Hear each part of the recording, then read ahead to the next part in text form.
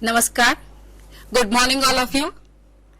મિત્રો, બાયસેક દ્વારા પ્રસારિત આપણી આ સમાજશાસ્ત્ર વિષયની શ્રેણીમાં આપ સૌનો મેં હાર્દિક સ્વાગત કરીએ છીએ. મિત્રો, આજનો વિષય છે સ્ત્રીઓ અને વિકાસ.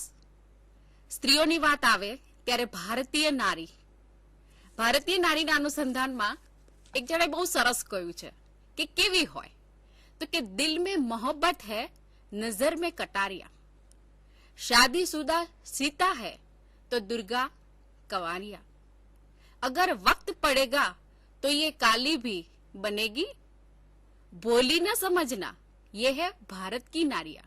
મિત્રો, આજે આપણે ભારતની નારી અને એના વિકાસના પંથ ઉપર થોડીક ચર્ચા કરીશું. મારી સાથે છે ડોક્ટર ચંદ્રિકાબેન રાવલ. ઘણા બધા મિત્રો તેમનાથી પરિચિત છે. તેઓ ગુજરાત યુનિવર્સિટીમાં સમાજશાસ્ત્ર વિભાગમાં એસોસિએટ પ્રોફેસર તરીકે ફરજ બજાવે છે. વિમેન સ્ટડીઝમાં બહુ ઉત્કૃષ્ટ એમણે કામગીરી કરેલી છે. અનેકવિધ પુસ્તકો પણ એમના પ્રકાશિત થયેલા છે.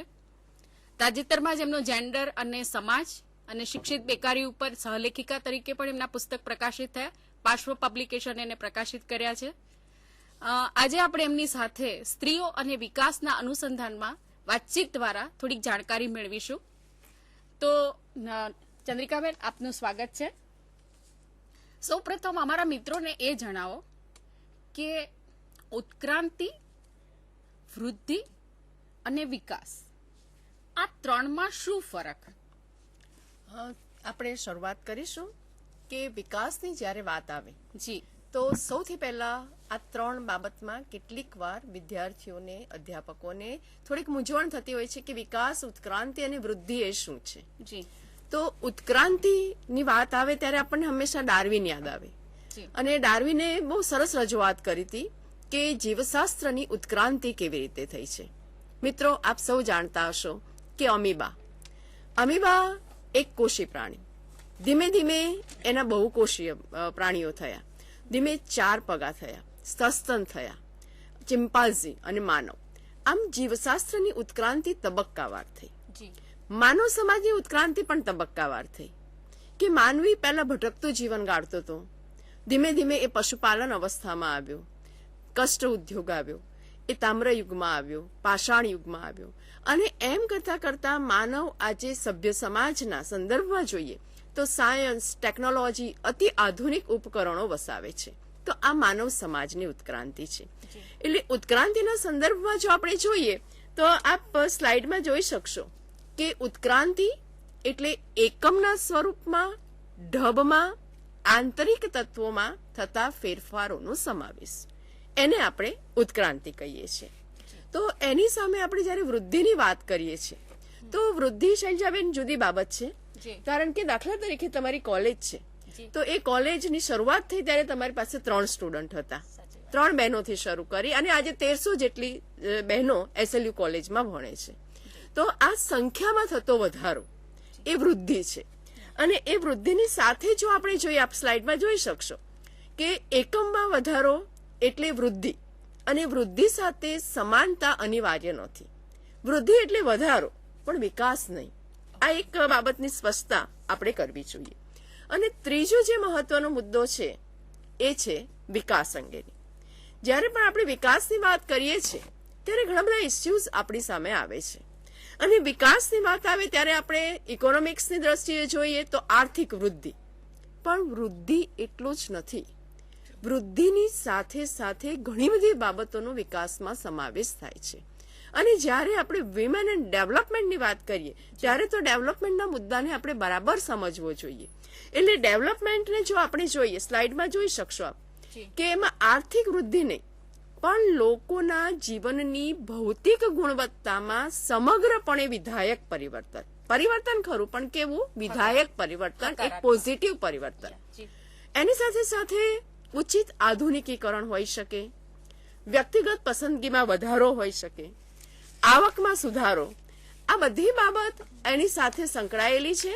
અને સાથે સાથે આપણે એ પણ જોઈ શકીએ છીએ કે જ્યારે પણ વિકાસની રજૂઆત આવે છે ત્યારે સોશિયોલોજીની દ્રષ્ટિએ જોઈએ તો આ મુદ્દા બહુ જ મહત્વના છે.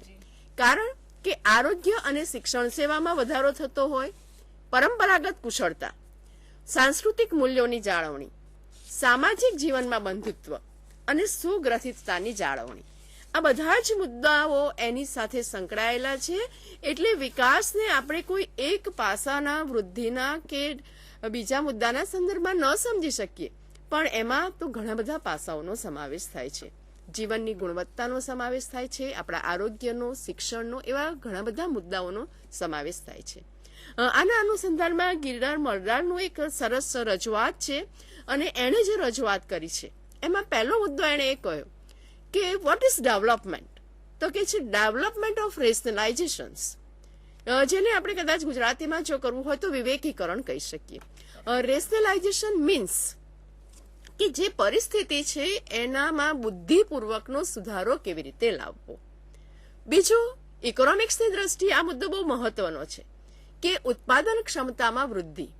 અને એ ઉત્પાદન ક્ષમતામાં વૃદ્ધિ ક્યારે આવે છે? કે જ્યારે વ્યક્તિ પાસે એ પ્રકારની કાર્યકુશળતા હોય ત્યારે.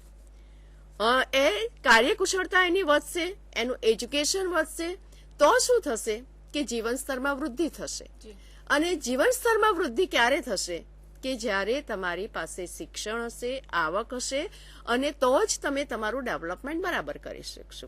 હવે જ્યારે આ જીવન સ્તરના અનુસંધાનમાં આપણે વિચારીએ છીએ ત્યારે જો તમારી પાસે શિક્ષણ હશે, આવક સારી હશે, અને એ બધું આપણે કરીશું તો ઓટોમેટિક આપણી સમાજશાસ્ત્રની જે બધી સામાજિક સંસ્થાઓ છે, જેને આપણે કુટુંબ કહીએ છીએ, લગ્ન કહીએ છીએ, જ્ઞાતિ કહીએ છીએ, ધર્મ કહીએ છીએ, તો એ અર્થતંત્રમાં સુધારો આવશે, શિક્ષણમાં સુધારો આવશે, જીવનની ગુણવત્તામાં સુધારો આવશે.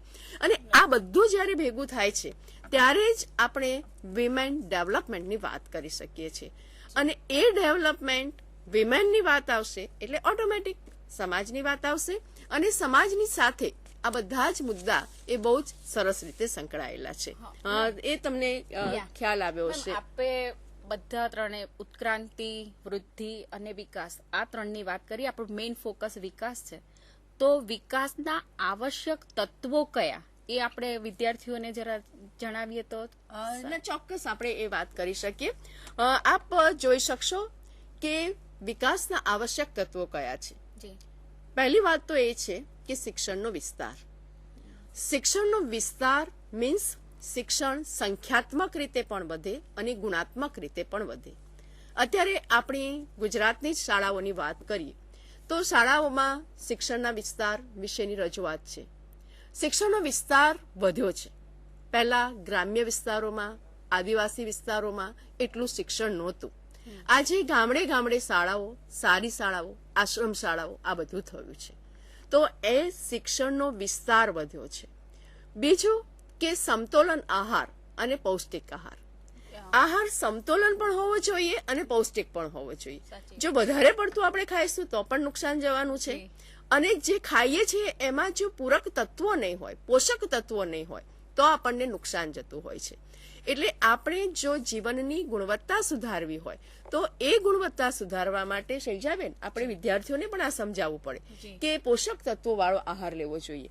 અને એ આહાર લેશે તો એનું શારીરિક ડેવલપમેન્ટ થશે, અને શારીરિક ડેવલપમેન્ટ થશે તો સમાજનું જે સ્વાસ્થ્ય છે એ સ્વાસ્થ્ય સુધરશે.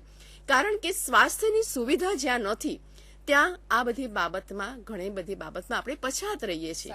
એટલે આરોગ્ય કેન્દ્ર હોય છે કે વસ્તીનું સંખ્યાત્મક પાસું હોવું એટલું નહીં, પણ એની સાથે સાથે એનું ગુણાત્મક પાસું એ જેટલું રીચ હોય એટલો સમાજના ડેવલપમેન્ટ. બહુ સાચી વાત છે કે આપણા જે આરોગ્ય કેન્દ્ર છે, માનો કે, તો એ આરોગ્ય કેન્દ્રમાં હવે જે શરૂઆત થઈ છે એને લીધે થોડુંક સ્વાસ્થ્યમાં સુધારો આવ્યો છે. નહીતર પહેલા શું થતું હતું? અંધશ્રદ્ધા, દોરા ધાગા, એ બધું હતું. એટલે વિમેનનું ડેવલપમેન્ટ એટલું નહોતું થતું. એટલે સ્વાસ્થ્યમાં જેટલો સુધારો આપણે કરીએ છીએ એ ડેવલપમેન્ટના અનુસંધાનમાં એના બહુ જ મહત્વનું છે.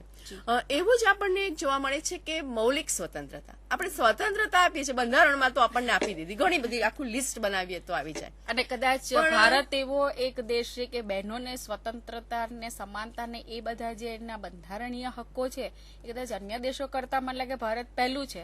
પણ જયારે આપણે કાનૂની રીતે પણ વાસ્તવિકતા થોડીક જુદી દેખાય છે. એટલે આપણે વિમાનને મૌલિક સ્વતંત્રતા એ પોતે શું માને છે એના ઉપર લદાયેલું હોય એ નહીં. બરાબર. પણ એ મૌલિક રીતે શું માને છે એ બાબતનો મુદ્દો એ ડેવલપમેન્ટના સંદર્ભમાં બહુ જ મહત્વનો છે. અને આપણે જોયું કે શિક્ષણ હોય, આર્થિક પ્રવૃત્તિઓ સ્ત્રીઓ કરે છે અને આવકમાં વૃદ્ધિ થશે તો પણ ડેવલપમેન્ટ થવાની છે. અને જે માર્ક્સે વાત કરી હતી કે આપણી પાસે જે મૂડી છે એ મૂડીનું યોગ્ય પ્રમાણમાં યોગ્ય રીતે વિભાજન થવું જોઈએ. જો આ રીતે વિભાજન થાય ને શૈજાબેન, તો શું થાય કે બરોબર ડેવલપમેન્ટ થાય. એક બાજુ સસ્ટેનેબલ ડેવલપમેન્ટની આપણે વાત કરીએ છીએ, ઇકોનોમિક ગ્રોથની વાત કરીએ છીએ, સોશિયલ ઇન્સ્ટિટ્યુશનમાં ગુણાત્મક પરિવર્તન આવે અને એ બધા ભેગા થાય તો વિકાસ માટે આ બધા તત્વો એ બહુ જ પાયાના છે અને આવશ્યક તત્વો પણ છે, એવું મારું માનવું છે. આજે આપણે જયારે વાત કરીએ છીએ વિકાસની, ત્યારે એક મહત્વનો મુદ્દો મને એ પણ યાદ આવે છે. આપણે એમના આયામો પણ એટલા જ અગત્યના. બહુ સાચી વાત છે કે વિકાસના, આપણને કોઈ પૂછે કે વિકાસના આયામો કયા છે, તો વિકાસના આયામો મુખ્યત્વે 4 છે. Economic development, social development, political development અને સાયકોલોજીકલ ડેવલપમેન્ટ. ઇકોનોમિક ડેવલપમેન્ટ એને અર્થશાસ્ત્રની દ્રષ્ટિએ, જીડીપીની દ્રષ્ટિએ આપણે જોઈએ, જ્યારે પણ આપણું સામાજિક અને આર્થિક સર્વેક્ષણ થાય છે, માનવ વિકાસ આંકની રજૂઆત કરવામાં આવી છે. હવે તો ગુજરાતમાં પણ માનવ વિકાસ આંક, જેન્ડર ડેવલપમેન્ટ ઇન્ડેક્સ, આ બધા ઇન્ડેક્સમાં પહેલા બહુ જ એવું હતું કે ઇકોનોમિક ક્રાઇટેરિયા મહત્વનો હતો, જે માર્ક્સે પણ કીધું હતું કે ઇકોનોમિક ક્રાઇટેરિયા. પણ પછી ધીમે ધીમે આપણને સમજ પડી કે માત્ર ઇકોનોમિક ક્રાઇટેરિયા મહત્વનો નથી, પણ એની સાથે શિક્ષણ છે, વિમેન ડેવલપમેન્ટની વાત છે, લાઈફસ્ટાઈલની વાત છે, આ બધું એની સાથે આવી જાય. એટલે પછી સોશિયલ ડેવલપમેન્ટ ઉપર ભાર મૂકવામાં આવ્યો, જે વિકાસનો એક બીજો મહત્વનો આયામ થયો. આ સોશિયલ ડેવલપમેન્ટ મીન્સ કે એનું શોષણ ન થાય, એ યોગ્ય રીતે વિકાસ પામે, એને જન્મવા દેવાનો હક આપવામાં આવે. અને એવું જો આપણે નથી કરતા તો વિમેનનો ડેવલપમેન્ટમાં આપણે ક્યાંક એના સોશિયલાઇઝેશનમાં એવી ખામી સર્જીએ છીએ કે જેને લીધે એનો વિકાસ બરાબર નથી થતો. પોલિટિકલ ડેવલપમેન્ટની જ્યારે એક આયામ એનો એ પણ છે political development. Political development means કે સ્ત્રીઓને એક મતદાતા તરીકે, સ્ત્રીઓને પોતે નિર્ણય લઈ શકે એક ક્ષમતા, જાહેર જીવનમાં આવી શકે.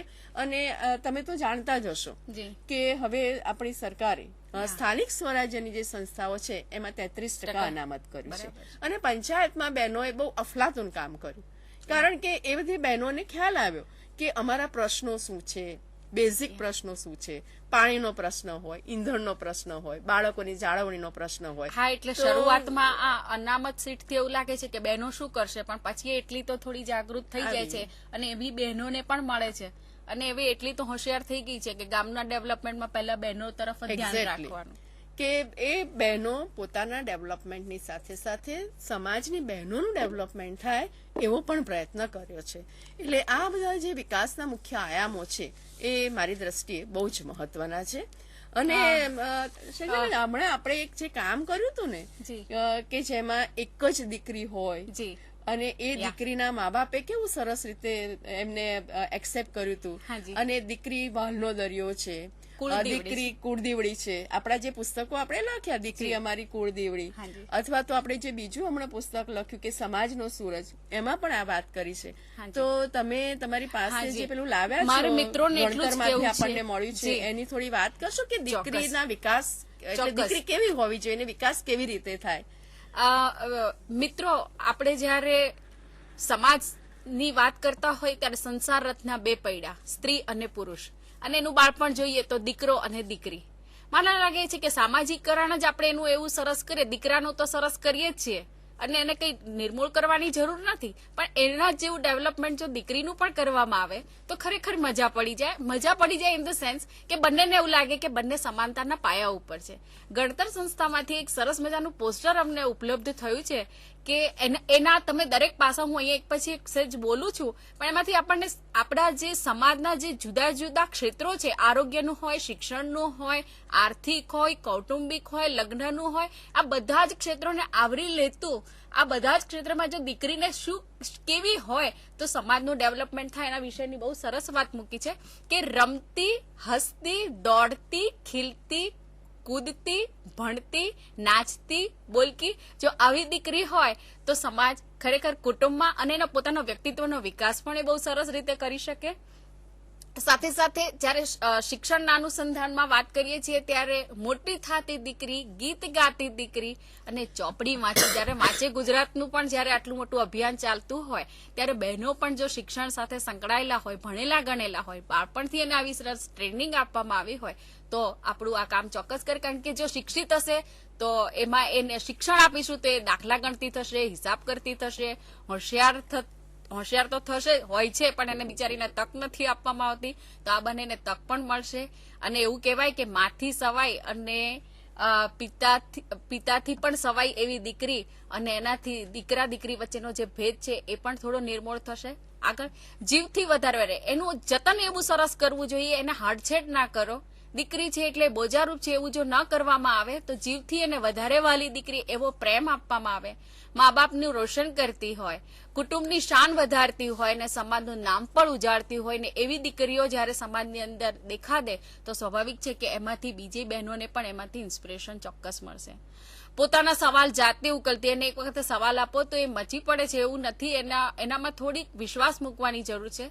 સમાજ વિકાસમાં ટેકો કરતી દીકરી એ વિકાસમાં બહુ મોટું યોગદાન આપે છે. આપણને સીધું નથી દેખાતું પણ મિત્રો તમે દરેક ક્ષેત્રમાં જુઓ ત્યારે આપણને આ ઝાંકીને જોઈએ છે, સંશોધન કરે છે. બેને જે અમને વાત કરી કે એવા ઘણા કુટુંબો છે આજે પણ કે જે એક સંતાન અને એમાં પણ એક દીકરીથી પોતાનું કુટુંબને સીમિત કર્યું છે અને છતાં પણ ક્યાંય એ લોકોને એવું નથી કે અમારે દીકરો નથી. દીકરો હોય વેલ એન્ડ ગુડ, આમાં એવો કોઈ ભેદભાવનો સવાલ જ નથી, કોઈ અહીંયા ફેમિનિઝમ નથી આપણે ઊભું કરતા.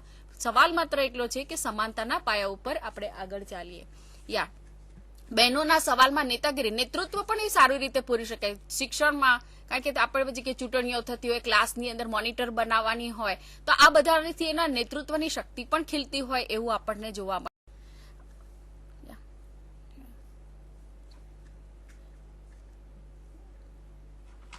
તો મિત્રો મને એવું લાગે છે કે આ એક પોસ્ટર એના ઉપરથી આપણને એવો ખ્યાલ આવે છે કે વિમેન જુદા જુદા ક્ષેત્રમાં સારું એવું યોગદાન આપે જો આપણે એનું સારી રીતે ડેવલપમેન્ટ કરીએ તો. ચંદ્રિકાબેન, હવે નારીવાદી વિકાસના જે અભિગમો છે એના વિશે આપણે વિદ્યાર્થીઓને કહીશું તો આ મારી જે વાત છે એને જરાક વધારે ઓપ મળશે એવું મને લાગે છે. સાચી વાત છે શૈજાબેન કે તમે એક બેકગ્રાઉન્ડ બાંધ્યું કે સ્ત્રી, એની સ્વતંત્રતા, સમાનતા અને એમાંથી તો આજે એક આખું શાસ્ત્ર ઉભું થયું છે કે હવે સ્ત્રી અને પુરુષના ભેદભાવ ન રાખો. એ તો એક બાયોલોજીકલ ડિફરન્સ છે, જૈવકીય ડિફરન્સ છે. પણ જો તમે જે વાત કરી આખી એવી રીતે સામાજિક રીતે બહેનોને ઇક્વાલિટી આપવામાં આવે તો એમાંથી જેન્ડર ઇક્વાલિટી આવશે. અને એટલે જ હવે આખું આપણા સોશિયોલોજીમાં પણ જેન્ડરનું સમાજશાસ્ત્ર કે સ્ત્રી અને પુરુષના ભેદભાવ બાયોલોજીકલી છે પણ સામાજિક રીતે ન હોવા જોઈએ એવું એક શાસ્ત્ર વિકાસ પામ્યું છે. પણ આ શાસ્ત્રમાં વિમેન એમ્પાવરમેન્ટની જ્યારે વાત આવે છે ત્યારે નારીવાદી વિકાસના જે અભિગમો છે એ થોડાક આપણે એનો ઉલ્લેખ કરી જોઈએ કે મુખ્યત્વે એમ તો એના 5 અભિગમો છે. એમાંથી 3 અભિગમો બહુ જ મહત્વના છે કે કલ્યાણનો અભિગમ, સમાનતાનો અભિગમ, સમર્થતાનો અભિગમ, વિકાસમાં સ્ત્રીઓ અને વિકાસ અને લિંગ અને વિકાસ. તો આ આખી ડેવલપમેન્ટની વાત એ 5 અભિગમમાં બહુ જ મહત્વની જોવા મળે છે કે શરૂઆતમાં જ્યારે વિમેન બહુ જ પાછળ હતી, પછાત હતી ત્યારે એનું કલ્યાણ થવું જોઈએ. પછી ધીમે ધીમે એમાં ઇક્વાલિટીની વાત આવી, એણે એ કરીને બતાવ્યું કે ના અમે એમ્પાવર છીએ.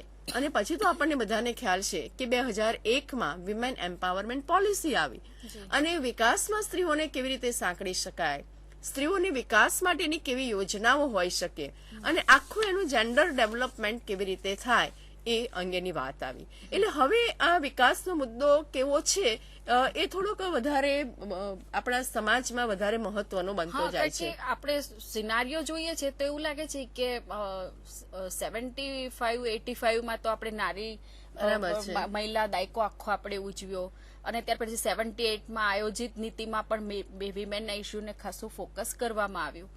પણ છેલ્લા થોડા વર્ષોમાં આપણે છેલ્લા પાછલા વર્ષોમાં જોઈએ તો વિમેન ડેવલપમેન્ટનો ઇસ્યુ જરા તેજ પકડતો હોય એવું આપણને લાગે છે. તો એ પાછળનું શું, કારણ કે આટલા વર્ષોને હવે આવી રીતનું તો આપણે વિદ્યાર્થીઓને થોડી એની વિશે જાણકારી આપીએ. ચોક્કસ. અત્યારે એક બહુ મહત્વનો મુદ્દો એ છે કે why development is a issue. કારણ કે ડેવલપમેન્ટને બંને રીતે આપણે જોઈ શકીએ છીએ. એક બાજુ એનાથી આપણને ફાયદા પણ થયા છે અને બીજી બાજુ કેટલીક આપણને એની મર્યાદાઓ પણ જોવે છે. પણ આ વિમેન ડેવલપમેન્ટનો ઇસ્યુ અત્યારે કેમ મહત્વનો બન્યો, એના મને વ્યક્તિગત રીતે જો જોઉં તો 3 થી 4 કારણો લાગે છે.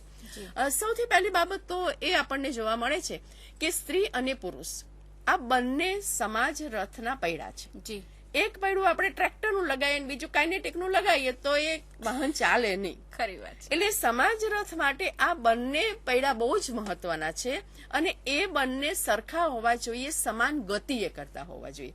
એક 120 ની સ્પીડે ચાલે બીજું 40 ની સ્પીડે ચાલે તો પણ સમાજ નથી વિકાસ પામવાનો.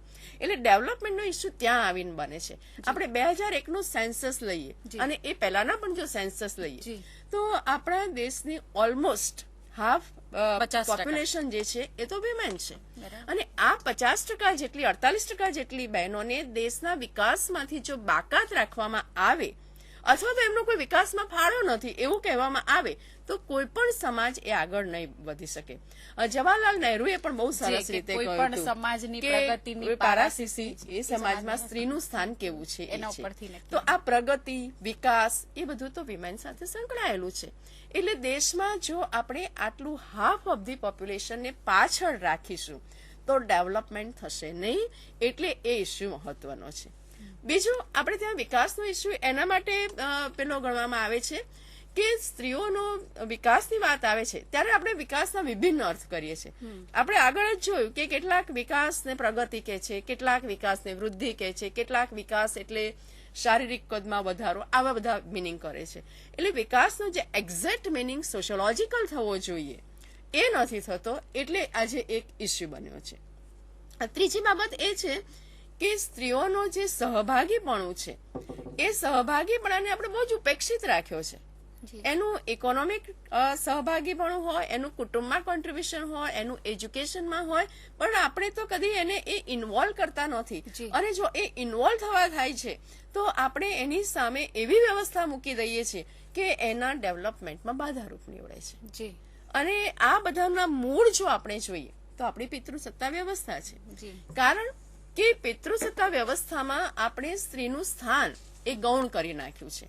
અને એ ગૌણ કરી નાખીએ છીએ એટલે શું થાય છે કે નિર્ણયો લેવાની વાત હોય, કુટુંબમાં ભાગીદારીની વાત હોય, નોકરી કરવી કે નહીં, કેટલું ભણવું, ક્યારે મેરેજ કરવા, આ બધું જ સ્ત્રીઓને પિતૃસત્તા વ્યવસ્થામાં કુટુંબમાં તાબેદારી સ્વીકારવી પડે છે. એટલે જે તાબેદારી સત્તા, એમાં સત્તા પુરુષો ભોગવે છે, તાબેદારી સ્ત્રી ભોગવે છે. અને આ સત્તા અને તાબેદારીના જે રિલેશન્સ છે એને લીધે ડેવલપમેન્ટની જે પ્રોસિજર વ્યવસ્થિત રીતે થવી જોઈએ એ વ્યવસ્થિત રીતે થતી નથી. અને એને લીધે આ એક અત્યારના જમાનામાં ઇસ્યુ છે. અને તમને ખ્યાલ હશે જ કે જ્યારે જ્યારે અત્યારે કોન્ફરન્સો થાય છે, હમણાં જ આપણે કોન્ફરન્સ થવાની છે વિમેન કોન્ફરન્સ વર્ધામાં, કે એસએનડીટીમાં જ્યારે પહેલી કોન્ફરન્સ થઈ, બેઇજિંગમાં જ્યારે થઈ, ત્યારે પણ આ ડેવલપમેન્ટનો જે ઇસ્યુ છે એ ઇસ્યુ એ બહુ જ મહત્વનો હતો. અને બીજું મારે તમને સહેજ એ પણ કહેવું છે કે જ્યારે ડેવલપમેન્ટ અને વિમેનની વાત આવે છે, વિમેન એન્ડ ડેવલપમેન્ટ એ આજનો આપણો મુખ્ય મુદ્દો છે. તો આપણે એ મુદ્દાને બે રીતે જોવાનો છે.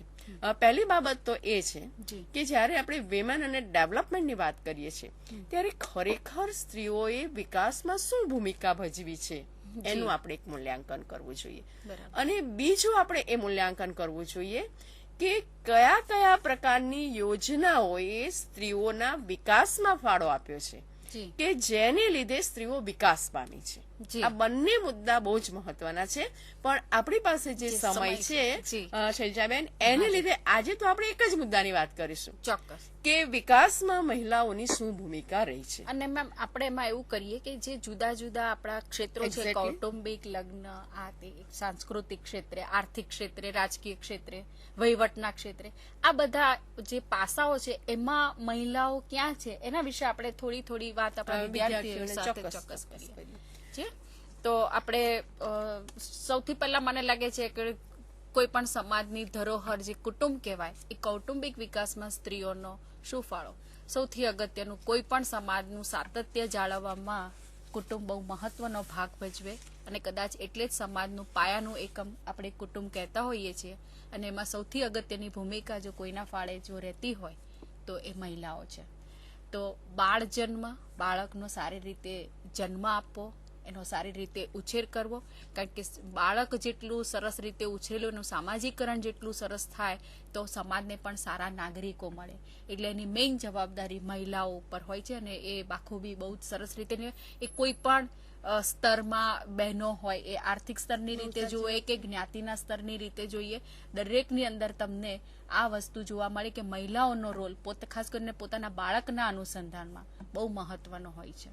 સાથે સાથે બહુવિધ ભૂમિકા પણ ભજવે છે. ખાલી એક મધરનો રોલ નથી કરતી, ક્યાંક પત્ની, ક્યાંક દીકરી, ક્યાંક ભાભી, કાકી, આ જે મલ્ટીપલ રોલ કહીએ છીએ એ કરે છે. ગૃહ સંચાલનનું કામ, કારણ કે ઘર જો એને એવું કહેવામાં છે તો ચામડાનું તાળું, કારણ કે એ જો વ્યવસ્થિત રીતે હોય અને વ્યવસ્થિત રીતે રાખે તો ઘણી બધી માનસિક શાંતિ અને સુમેળભર્યું વાતાવરણ કુટુંબમાં રહે, આવું મને લાગે છે. એટલે કૌટુંબિક વિકાસમાં મહિલાઓનો ફાળો બહુ સવિશેષ છે અને જોવાની ખૂબ જ આટલું બધું કામ કરે છે. તમે જોઈ શકો છો ચિત્રમાં કે કદાચ એ જોબ પર પણ જાય છે ને સાથે સાથે પોતાના સ્કૂલના બાળકોને મૂકવા પણ જઈ રહી છે અને એને પાછું એવું ટેન્શન પણ છે કે જયારે આ છૂટે ત્યારે પાછા મારે એને લેવાના છે ને જો એ ન લઈ શકે તો એને કોને મેનેજ કરવાનું છે. અને છતાં એના કામના બહુ સાચી વાત છે કે એનું જે આખું કામ જે છે ને એ અનપેડ વર્ક કહેવામાં આવે છે, કે જેની કોઈ આર્થિક ગણતરી થતી નથી, એને ઇનવિઝિબલ વર્ક પણ કહેવામાં આવે છે. અને એના વિશેના જે સર્વે થયા છે ને શૈલજાબેન, એટલે આપણે ક્લાસમાં બી હવે હું વિદ્યાર્થીઓને કહું છું બી ખરી કે તમારા પપ્પા શું કરશે, મમ્મી કરશે, તો પપ્પા સરસ જોબ કરતા હોય તો એ તો બોલે, મમ્મા સરસ જોબ કરતી પણ ધારો કે ઘરે ગૃહ સંચાલન નું કરે તો કે ના મમ્મી તો ઘરે છે. મેં તો એવું કેવી રીતે કહેવાય, કાલે મમ્મી બહારગામ જાય તો તરત તમે મારી પાસેથી એવી રજા ચિઠ્ઠી લો છો કે મેમ કાલે મારી આ પોઝિશન છે તો હું શું કરું? ત્યારે મેં તો મમ્મીની આ વર્કની તમને કિંમત સમજાય છે, પણ મમ્મી જે કરીને જાય છે એ તારે કરીને જ અને કોલેજમાં આવવાનું છે. એટલે એના ઉપરથી આપણને એવો ખ્યાલ આવે છે કે એનું વર્ક છે પણ એ પેલું આર્થિક રીતે એની ગણતરી નથી થતી. એવો જ બીજો મહત્વનો મુદ્દો છે કે સામાજિક અને સાંસ્કૃતિક વિકાસમાં સ્ત્રીઓનો ફાળો. સમાજમાં આપણે જોઈએ છીએ કે સ્ત્રીઓ બાળકોના ઉછેરના સંદર્ભમાં એ પોતાનો જે સમાજ હશે, પોતાની જે જ્ઞાતિ હશે કે પોતાની જે કોમ હશે, એના અનુસંધાનમાં એના જે સાંસ્કૃતિક મૂલ્યો છે એ સાંસ્કૃતિક મૂલ્યોનું જતન કરાવે છે. અને આ વાત દાદી હશે એ એની માતાને શીખવશે, માતા હશે એ એની દીકરીને શીખવશે, અને એ જ દીકરી જયારે મોટી થશે અને એના લગ્ન થશે ત્યારે અગેન પાછી એ એના જે સંતાનો હશે એને એ સાંસ્કૃતિક વારસો આપે છે. આખું એક સોશિયલ એન્વાયરમેન્ટ એવું સરસ રીતે ઊભું કરે છે. અને છતાંય આપણે આપણી જે સિસ્ટમને જાળવવામાં સ્ત્રીઓનો ફાળો રહ્યો છે એની જો નોંધ ન લઈએ તો આપણે નગુણા કહેવાઈએ. દાખલા તરીકે આપણે ગુજરાતની વાત જ કરીએ તો જે સ્લાઇડમાં તમે જોયું કે નવરાત્રી, હવે કેટલો સરસ આપણો તહેવાર, વાયબ્રન્ટ નવરાત્રી કરીએ, પછી એમાં ડ્રેસ કેવો પહેરવાનો, બેસણું હોય તો કેવો ડ્રેસ પહેરવાનો, ઉત્સવો કેવી રીતે ઉજવવાના, આ બધા ઉત્સવોનું શું મૂલ્ય છે, આ બધું પોતાની સંસ્કૃતિ પ્રમાણે એ હિન્દુ હોય, ઇસ્લામ હોય કે ક્રિશ્ચિયન હોય. દાખલા તરીકે નાતાલ આવે છે હવે આપણે, તો નાતાલમાં કેવી રીતે આખી નાતાલની ઉજવણી કરવી એ જે તે સમાજ પોતાની સંસ્કૃતિ મુજબ કરે છે. અને આ કામ કોણ શીખવાડે છે? માતા શીખવાડે છે. એટલે માતાનું, સ્ત્રીઓનું તો બહુ મોટું પ્રદાન રહ્યું છે કે જેને લીધે આપણે પશ્ચિમની સંસ્કૃતિ કરતા જુદા પડીએ છીએ. આપણી સંસ્કૃતિ પાસે જે સારા મૂલ્યો છે, વડીલોને માન આપવાની બાબત, વૃદ્ધાશ્રમમાં વડીલોને નહીં મોકલવાની બાબત, આ બધા મૂલ્યોનું બીજારોપણ એ બહુ જ બચપણથી બાળકોમાં કરવામાં આવે છે. અને એટલે જ સામાજિક અને સાંસ્કૃતિક મૂલ્યોના સંદર્ભમાં જો આપણે કહીએ તો એ બહુ જ મહત્વની બાબત છે. એવો જ એક મહત્વનો મુદ્દો તમને કહી શકું એમ છું કે ઇકોનોમિક ડેવલપમેન્ટ. હવે ઇકોનોમિક ડેવલપમેન્ટમાં તમે પોસ્ટરમાં જોઈ શકતા હશો કે નીતા અંબાણી છે. આપણા દેશનું ઇકોનોમિક ડેવલપમેન્ટ આર્થિક ઉત્પાદનમાં માત્ર કે ધીરુભાઈ અંબાણી છે એવું નથી, પણ કોકિલાબેનનો એટલો ફાળો છે, નીતા અંબાણીનો એટલો ફાળો છે, અને બીજી ઘણી ટીના અંબાણીનો એટલો ફાળો છે, અને ઘણી બધી એવી એન્ટરપ્રિન્યોર ને બધી છે. પણ માનવ સંસાધનની દ્રષ્ટિએ જોઈએ, એટલે માનવ મૂડીની દ્રષ્ટિએ જો જોઈએ તો જેટલું કામ પુરુષો કરે છે એના કરતા 2/3 ગણું કામ સ્ત્રીઓ કરે છે. આવો તો યુનોનો અહેવાલ છે. હવે જો આપણે વિશ્વની દ્રષ્ટિએ કલાકોની દ્રષ્ટિએ જો ગણીએ તો ટોટલ અવર્સ જે હોય છે એમાંથી 2/3 લેબર વર્ક તો સ્ત્રીઓ કરે છે, અને છતાંય આપણે માનવ સંસાધનમાં ઉત્પાદનની દ્રષ્ટિએ જાણે એનો કોઈ ફાળો નથી એવું કહેતા હોઈએ તો બરાબર નથી. એટલે ઇકોનોમિક ડેવલપમેન્ટના સંદર્ભમાં એના જ કન્ટિન્યુએશનમાં જો આપણે આ વાત કરીએ તો સ્ત્રીઓ જે કામ કરે છે એમાં એક તો સ્વરોજગારનું કામ કરે છે. એ ભરવાનું હોય, ગૂંથવાનું હોય, સીવવાનું હોય. કેવું સરસ આપણા કચ્છમાં અત્યારે ચાલે છે, અને બહેનો તો એટલી બધી કેવું હોશિયાર સરસ થઈ ગઈ બહેનો છે ત્યાં કે કામ કરે foreign- છે. મેમ એવું પણ જોવા મળ્યું છે કે ફોરેનની બહેનો આવે તે કદાચ આપણું જે પહેરવેશ છે એનાથી એટલી એક્વેન્ટેડ ના હોય ને તો કદાચ ટાઈમિંગ પણ પોતાના દેશમાં જાય તો આપણી કચ્છની બહેનો એવું કહ્યું છે કે એમના જ જેવું ડ્રેસઅપ કટિંગ વાળું અને એના ઉપર આપણું કચ્છી આભલા વર્ક કરી વર્ક ને અને બધું કરે કરી છે. અને પોતાનો હુનર ઉભો કરે છે. તો આ સેન્સ પણ એટલે કેટલી સરસ સેલ્ફ એમ્પ્લોયડ બહેનો સેવાનું નામ આપણે બધાને બહુ જાણીતું છે કે લાખોની સંખ્યામાં આખા દેશમાં સેવા જેવી સંસ્થાએ સેલ્ફ એમ્પ્લોયડ બહેનોને તૈયાર કરી અને એના માટે જુદી જુદી યોજનાઓ કરી. બરાબર છે. એની ઉપરાંત આપણે વિમેન એમ્પાવરમેન્ટના સંદર્ભમાં જોઈએ તો વિમેન એન્ટરપ્રેન્યોર સ્ત્રી જે ઉદ્યોગ સાહસિકો છે એવી કેટલીક ઉદ્યોગ સાહસિક બહેનો પણ મહત્વની છે. અને એમાં જે સંગઠિત વિભાગમાં કામ કરતી હોય, અસંગઠિત વિભાગમાં કામ કરતી હોય, એ બધી જ બહેનો એક ખેતીના ક્ષેત્રમાં તમે જોઈ શકતા હશો કે ખેતીમાં પણ જે કામ કરે છે અદ્ભુત કામ કરે છે. એટલે ઇકોનોમિક ડેવલપમેન્ટમાં સ્ત્રીઓનો ફાળો ઓછો નથી. શૈક્ષણિક વિકાસમાં આપણે થોડીક વાત બહેનોને કહી શકીએ. હું તો મેમ વિમેન કોલેજ સાથે જ સંકળાયેલી છું. પહેલાના તુલનામાં જોઈએ તો સ્ત્રી સાક્ષરતાનો દર દિવસે ને દિવસે વધતો જાય છે.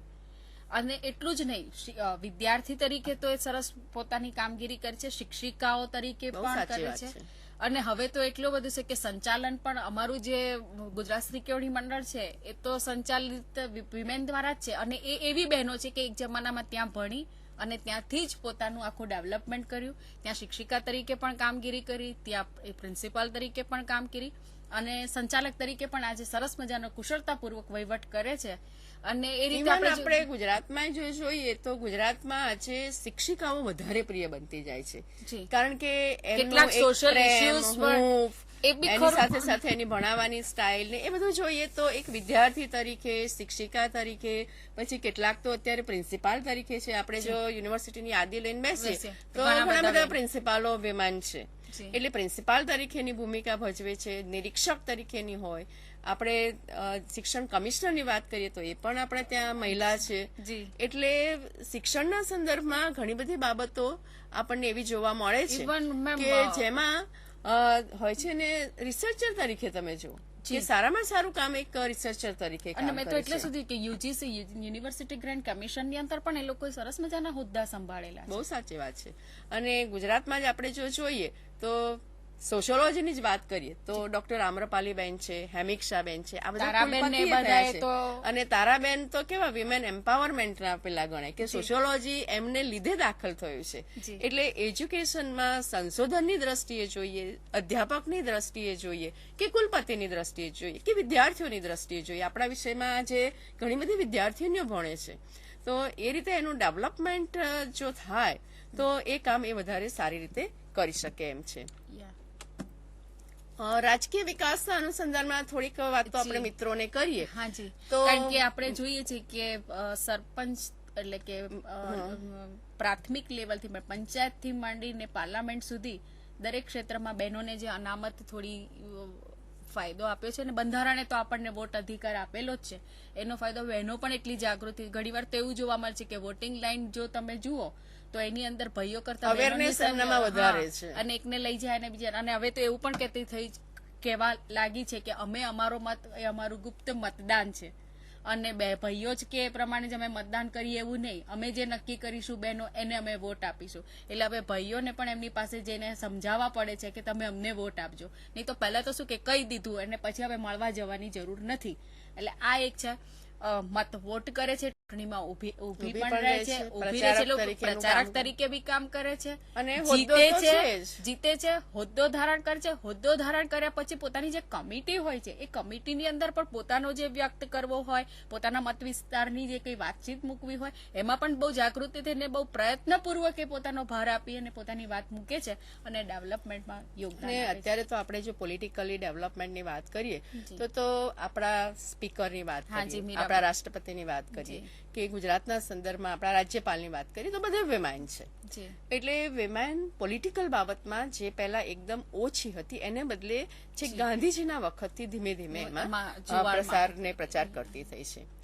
એવું જ આ એક ફિલ્ડ આરોગ્યના સંદર્ભમાં છે કે આરોગ્યના વિકાસના સંદર્ભમાં એવું કહેવાય છે કે જેના ઘરમાં નારી એ સ્વસ્થ હશે તો એવા ઘરગથ્થુ ઉપાયથી જ કુટુંબના સભ્યોની સારવાર જળવાઈ રહેશે. જી. એ જો પૌષ્ટિક ફૂડ બાળકોને આપતી હશે તો કુટુંબનું આરોગ્ય સચવાશે. જી. અત્યારે નર્સ હોય, દાયણ હોય, ગામડાઓમાં ઠેર ઠેર જોઈએ તો દાયણો એ ડિલિવરીનું કામ કરે જ છે. એને આપણે ટ્રેનિંગ આપવાની જરૂર છે. હવે ડોક્ટર હોય, સ્પેશિયાલિસ્ટ ડોક્ટર હોય, પહેલા તો માત્ર MBBS થતી હતી, હવે તો ગાયનેકોલોજીસ્ટ જોઈએ, એપ્થેનોલોજીસ્ટ જોઈએ, કે બ્રેન ટ્યુમર થઈ હોય તો એમાં પણ સર્જરી કરવાની હોય તો બહુ જ સૂક્ષ્મ સર્જરીમાં પણ બહેનો રોકાયેલી છે. અને સારી સારી મેડિકલની જે રિસર્ચર ઇન્સ્ટિટ્યૂટ છે એ રિસર્ચ ઇન્સ્ટિટ્યૂટમાં એક રિસર્ચર તરીકે બહેનો કામ કરે છે. અને સાથે સાથે હોસ્પિટલ મેનેજમેન્ટ જે છે, મોટી મોટી હોસ્પિટલ અત્યારે આપણે એક ઇન્ડસ્ટ્રી તરીકે જો જોઈએ તો એ હોસ્પિટલ મેનેજમેન્ટનું કામ પણ બહેનો કરે છે અને એ રીતે ઇકોનોમિક ડેવલપમેન્ટ એ બહુ જ મહત્વનું છે. થોડીક આવી વહીવટી તંત્રની પણ જો આપણે વાત કરીએ તો વહીવટી તંત્રમાં આપણે જોઈ શકીએ છીએ કે સેવાનું નામ આપણે આંતરરાષ્ટ્રીય ઈલાબેન ભટ્ટે બહુ જ ઉત્કૃષ્ટ સરસ કામ અને એમને તો મજૂરોને કેવી રીતે એકત્રિત કરવા અને એ રીતે વહીવટી ક્ષેત્ર અને એ રીતે બહેનોને એમણે આર્થિક રીતે પણ ખાસી એમ્પાવર કરી, કારણ કે કુટુંબની અંદર પોતાની જે બચત હોય એનો ક્યાં સદુપયોગ થાય, ક્યાં સલામત રહે, અને એ રીતે પણ એમણે જાગૃત. કદાચ ઈલાબેને આ કામગીરી હાથ ધરી હતી ત્યારે તો ઘણો બધા વિરોધ પણ થયેલા, ઘણા કીધું આવી રીતના વિશ્વાસ ના મુકાય કારણ કે અસંગઠિત ક્ષેત્રની બહેનો છે, પણ ઈલાબેને બહુ ઉત્કૃષ્ટ અને એટલે માટે જયારે આપણા હિલેરી ક્લિન્ટનને એ જયારે આવ્યા, એમની જયારે ગોઠવાતી હતી ભારત વર્ષની યાત્રા, તે વખતે એમણે ચોખ્ખું કીધું કે મારે અમદાવાદ જવું છે, એમાં ગાંધી આશ્રમ જવો છે અને મારે સેવાની બહેનો સાથે મુલાકાત કરવી છે. અને ચર્ચા બહુ સક્સેસફુલ રહી અને બહેનોએ પણ એમની જે કંઈ ફાયદો મળે છે એને વિશે એમણે બહુ સરસ રીતે એમની જોડે વાતચીત કરી. એટલે કિરણ બેદી છે, કિરણ બેદી આપણા એના વિશે મને લાગે વિદ્યાર્થીઓને બહુ ખાસ કહેવાની જરૂર નથી, કારણ કે ઘણીવાર વેશભૂષામાં કે એમાં જો કરવાનું હોય બહેનો રોલ મોડેલ છે. આપણા ઉચ્ચ શિક્ષણ કમિશનર જયંતિ રવિ પણ આ બધા પ્રોગ્રામો આપણે કરી શકીએ છીએ કારણ કે આપણને એક મહિલા એવા કમિશનર મળ્યા છે. તો આ બધા એક બહુ સરસ રીતે વહીવટનું કામ કરે છે. અને હમણાં જ આપણે રમતગમતના ક્ષેત્રે તો ખરેખર ભારત, કારણ કે ખાસ કરીને ગુજરાતીઓ માટે તો એવું કહેતું હતું કે એમાં તો બહુ એમની દાળ ભાત ખાવું પ્રજા એમ કે, પણ હવે એવું નથી રહ્યું. ઘણા બધા ક્ષેત્રોમાં બહેનો બી કામગીરી કરી. ઇન્ડિયા લેવલ ઉપર સાનિયા મિર્ઝાનું નામ છે, પણ આપણી તો અત્યારે શૂટર લજ્જા ગોસ્વામી, એ આપણા બધા માટેનું તો ગૌરવ છે. એટલે ક્રિકેટ હોય, હોકી હોય, બેડમિન્ટન હોય, એમાં પણ વિમેન પોતાનું ડેવલપમેન્ટ એમાં તો ઘણી વાર છે ને આ સંચાર માધ્યમમાં પણ બહુ મહત્વનો રોલ કરે, કારણ કે તમે ચક દે ઇન્ડિયાને યાદ કરો તો એને લીધે પણ હવે ટીમ ઉભી થઈ જાય છે અને ટીમ સ્પિરિટ પણ આપણને હવે આપણા શૈક્ષણિક સંકુલમાં આપણી આસપાસ પણ જે મેદાનો હોય છે એમાં પણ આપણને જોવા મળે છે, જુદા જુદા રમતગમતના ક્ષેત્રમાં. કાયદો, વ્યવસ્થા અને ન્યાયતંત્ર, કારણ કે કોઈ પણ સમાજની જે રક્ષણાત્મક જાળવણીનું જે મેઇન હાર્દ રહ્યું હોય તો એ એની પાસે છે.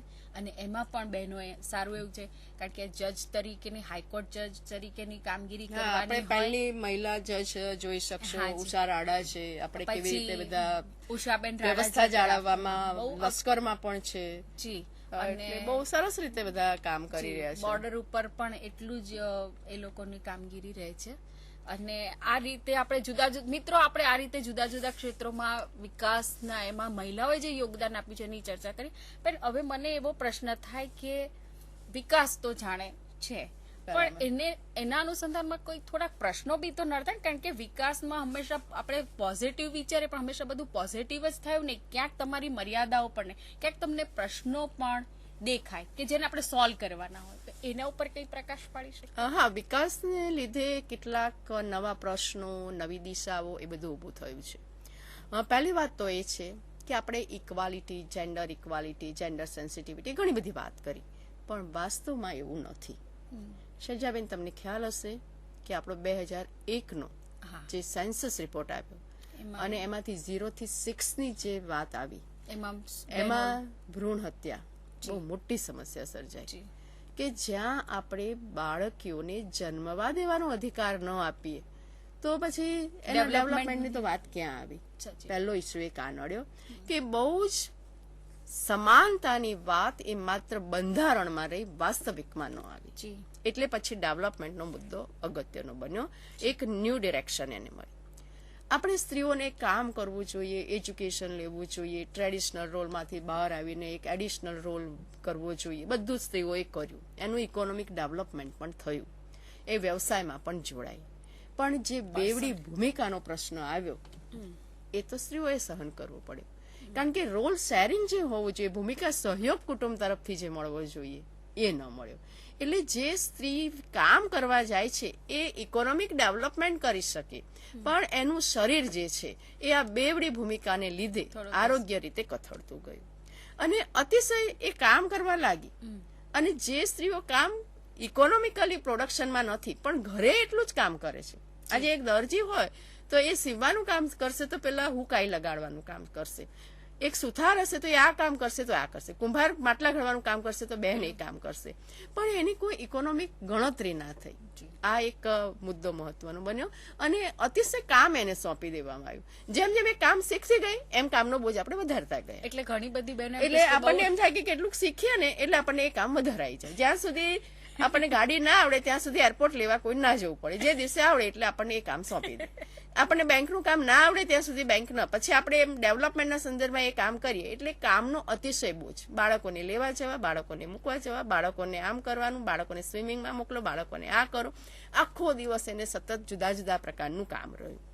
અને એની સોશિયલ એન્વાયરમેન્ટ પણ આમાં બહુ મહત્વનો ભાગ ભજવે. એનું એપ્રિશિએશન થવા માંડ્યું, પણ એની સામે કેટલાક પ્રોબ્લેમ પણ વધ્યા. આપણને બધાને ખ્યાલ છે કે ડોમેસ્ટિક વાયોલન્સ છે, ડાઉરી છે, કે માઇગ્રેશનનો જે પ્રશ્ન છે, અથવા તો જેમ જેમ એ કામ કરતી થઈ એમ કાર્યસ્થળે જાતીય શોષણની વાત, અને જે ન્યૂ ઇકોનોમી આવી એ ન્યૂ ઇકોનોમીને લીધે જે સ્ટ્રક્ચરલ એડજસ્ટમેન્ટનો પ્રશ્ન આવ્યો એ વિમેનને બહુ જ મહત્વનો મળ્યો. અને આ બધા ઇસ્યુઝ એ ડેવલપમેન્ટની સાથે સંકળાયેલા છે. એક બાજુ આપણે ડેવલપમેન્ટ કરવું છે, પણ બીજી બાજુ સ્ત્રીઓ ડેવલપમેન્ટમાંથી ક્યાં ધકેલાઈ રહી છે એ આપણે નથી વિચારતા. અને આના માટે કેટલાક એવા અવરોધક પરિબળો પણ રહ્યા. પણ મારા કે આપણી એક તો પોપ્યુલેશન વધારે છે એટલે કંઈક ડેવલપમેન્ટની સ્કીમ મૂકીએ, રૂરલ ડેવલપમેન્ટની કે અર્બન ડેવલપમેન્ટની કે પર્ટિક્યુલર આ ગ્રુપની, પણ કેટલી બહેનોને મળે? 30% બહેનો એમાં હોવી જોઈએ, પણ આપણે તો લાખો ને કરોડોની સંખ્યામાં હોય ત્યારે ઓવર પોપ્યુલેશનને લીધે વિમેન ડેવલપમેન્ટનો પ્રશ્ન જે રીતે આપણે સુઝલાવવો જોઈએ એ રીતે નથી કરી શકતા. એવું જ બીજું આપણે સ્ત્રી અને પુરુષના ગૌણ સ્થાનની વાત છે કે ગમે તેટલું કરીએ આપણે, પણ પુરુષને જેટલું એપ્રિશિએશન મળે છે એટલું સ્ત્રીઓને નથી મળતું, એ ઓફિસમાં હોય કે એ ઘરમાં હોય. આ એક પ્રશ્ન આપણને જોવા મળે છે. અને એમાંથી જ જેન્ડર ઇનઇક્વાલિટી આવી, એમાંથી જ જેન્ડર ડિસ્ક્રિમિનેશન આવ્યું, એમાંથી જ પોવર્ટી આવી, એમાંથી જ અનારોગ્યની પરિસ્થિતિ આવી અને સ્ત્રીઓ થોડી થોડી ઉદાસીન પણ બની. તો આ બધા જે ઇસ્યુઝ છે એ ઇસ્યુને લીધે થયું શું કે ડેવલપમેન્ટ થયું, પણ ડેવલપમેન્ટની સાથે સાથે કેટલાક પ્રશ્નો પણ રહ્યા અને એ પ્રશ્નોને આપણે સાથે મળીને ઉકેલવાના છે. એટલે મારા ખ્યાલથી કે દરેક જણ, એક માણસ બીજા માણસનો, તો એક વ્યક્તિ બીજી વ્યક્તિના ગુણને જો જોતો થાય, એને નવાજતો થાય, તો મને લાગે કે સ્વર્ગમાં જવાની છે, સ્વર્ગ અહીંયા જ ઉતરી આવે એવું મને લાગે છે. એક વ્યક્તિ તરીકે સમજીએ તો ડેવલપમેન્ટ વધારે સારી રીતે થઈ શકશે. મિત્રો, છેલ્લે એક જ વાત છે કે ટેકનિકલ ખામીને લીધે લો જે હતો એ વંચાયો નથી, પણ આપ સૌએ શાંતિથી સાંભળ્યા. મેમ, તમે પણ અહીંયા આવીને અમારી સાથે સરસ ચર્ચા કરી એ બદલ અમે આપના આભારી છીએ. અને વિદ્યાર્થી મિત્રો, મારા ખ્યાલથી આજે તમને સ્ત્રીઓ અને વિકાસના અનુસંધાનમાં અમે જે કંઈ ચર્ચા કરી એમાંથી તમને ઘણું જ્ઞાનનું ભાથું પણ મળ્યું હશે. અને મારે તો વિકાસના અનુસંધાનમાં તમે પણ વિકાસમાં બહુ જ સરસ રીતે ફાળો આપો. વિદ્યાર્થીઓ હોય કે વિદ્યાર્થીનીઓ હોય બધાને માટે બસ છેલ્લી લાઈન કહી અને અમે સમાપન કરીએ છીએ કે જો સફર કી શુરુઆત કરતે હૈ वो मंजिल को पार करते हैं जो सफर की शुरुआत करते हैं वो मंजिल को पार करते हैं बस एक बार चलने का हौसला रखिए आप जैसे मुसाफरों का तो रास्ते भी इंतजार करते हैं થેન્ક યુ નમસ્કાર અને ફરીથી આવતા ગુરુવારે આપની સાથે મુલાકાત યોજીશું નમસ્કાર